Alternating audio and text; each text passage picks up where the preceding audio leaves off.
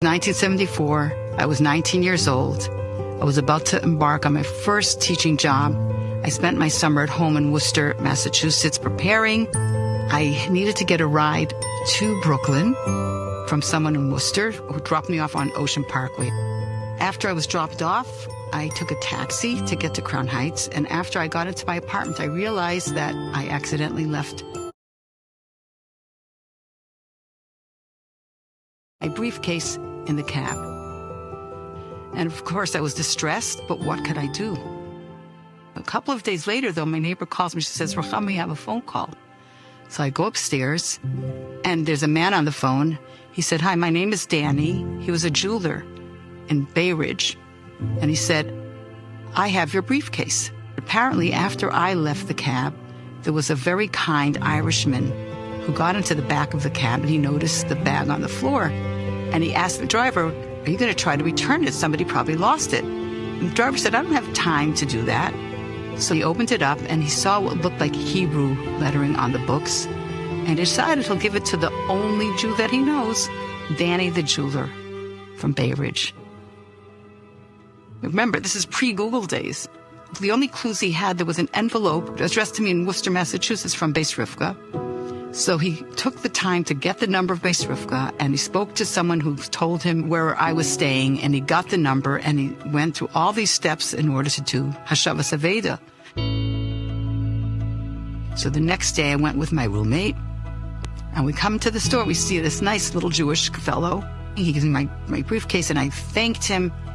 And as Lubavitcher Chassidim, we start talking about who we are, and does he know about the Lubavitcher Chassidim? And he said, growing up as a child, he used to visit his grandparents in Brownsville, and he used to see the Chassidim.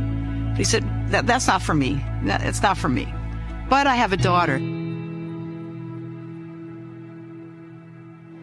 I got very close to Mrs. Esther Sternberg in Crown Heights. I would go to her house, and her living room was like the hub of where Mitzvah Neshek took place. That next week, it was Erev Rosh Hashanah Tov Shin Lamed Hey. And that's when the Rebbe launched the candle lighting campaign for Jewish women and girls to light candles every Friday night. My friend and I looked at each other. We said, okay, got to go back and give Danny a candle for his daughter. And we did. I was 14 years old and lived in Rosedale, Queens, and my family wasn't religious at all. When my father came home with the neshek from Ruchama, I was very excited about it, and it sparked something in me. I felt like God was watching over me. I wanted to light the candles, but my father was not so interested in me doing anything Jewish. So I decided, okay, I'll light them, but I'll light them in my bedroom. I wanted to give him a gift for all of his trouble, so I bought him 2 mezuzahs. Came back to the store. I said, here's one for your house and one for your store. And please tell your daughter. Oh, we would love to have her for a Shabbos. To me, a mezuzah meant a lucky charm that you put on a necklace. But when I read the pamphlet that came along with it, I saw that it was something to put on your door, and I put it on my doorpost. So by now, I was lighting Shabbos candles and had a mezuzah on my door, and these mitzvahs were kind of sparking me to do more and to learn more. And one of the things I wanted to do was to keep kosher, so I got a set of dishes, and in order to keep them safe, I kept them in my bedroom so that no one else would use them. Then fast forward, I went to college, and there I kept Shabbos, and I learned with a rabbi once a week. During winter and spring break, I needed places to go for Shabbos. So I went to families in Brooklyn. One of them was a family in Remsen Village whose daughters convinced me. They said, listen, you're learning so much. Go to Beis Chana. So I decided to go, and I went there for the 6-week program in the summer.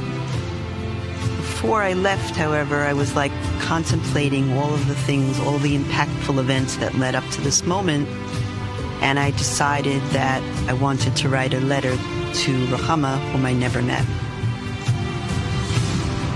June 29, 1978. Dear Ruchama, my name is Leah Fruchtman. I am the daughter of Mr. Daniel Fruchtman. He is the owner of the jewelry store and the man who found your briefcase in the cab 3.5 years ago. We were very thankful to him for returning the case with your books. And when he told you about me and my growing interest in Judaism, you gave him a mezuzah and a candle lighting kit for me. I did light Shabbos candles, and the mezuzah is on the entrance to my room. The lighting of the candles was just the beginning of my actions, which eventually led to my understanding and coming to love what stood behind this mitzvah in holiness. I've been thinking about you for a while now, and have always regretted not accepting your Shabbos invitation. I guess I just wasn't ready then. I had to learn for myself. I hope I have brought you some happiness. I did the mitzvah, and now I'm beginning to understand why, as we should. Na'aseh v'nishma. Shalom uvracha, Leah. So immediately we made a copy of the letter and sent it to the Rebbe. And we got an answer from the Rebbe. The Rebbe said, Shuas chen v'shuas chen. Thank you, thank you. It is a mitzvah to publicize this story, self-understood without mentioning the names. And ask Kiral Hatzion, I will mention your name at the holy gravesite of the Frierdiker Rebbe. In the Sheikh Chabad, we have our annual Rest and Ruchnius retreat. We take women to a beautiful hotel somewhere here in Southern California. So one year we invited Mrs. Sternberg, Esther Sternberg, to be our scholar in residence. It was in the wee hours of Friday night. We were farbringing. It was really late. And suddenly I turned to Esther and I said to her, whatever happened to that girl that started lighting candles after I lost my briefcase?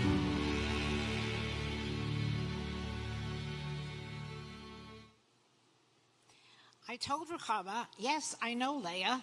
Leah actually married a very wonderful man called Yitzchak Wagshul, and she has a very beautiful Chabad family, and she lives just a block away from me. It's so exciting.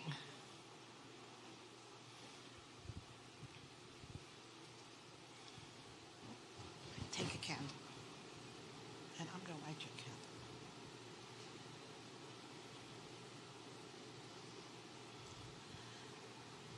Baruch Hashem, after learning in Beis Chana, I went to Beis Rivka for 2 years. And as Mrs. Sternberg said, I married, raised a frum family, and even sent my daughters to Beis Rivka. Meet my daughter, Chaya Reku, a proud Beis Rivka alumna.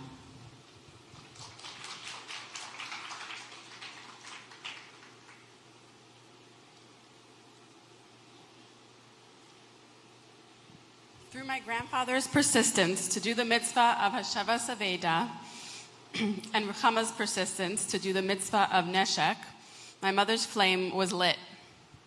Ruchama was impacted by her Beis Rivka teachers. My mother was impacted by Ruchama. And that led me to go on and continue the chain. I am proud to say that my daughter Emma attends Beis Rivka's 10th grade this year.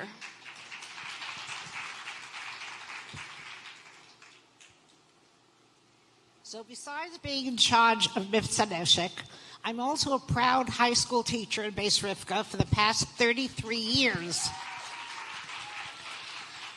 At the beginning of the year, I get to want to know who are the new girls, and I'm looking at my class, and there's one girl sitting there and smiling, such a sweet girl, smiling and smiling, and I'm wondering what made it so interesting for her to smile at me.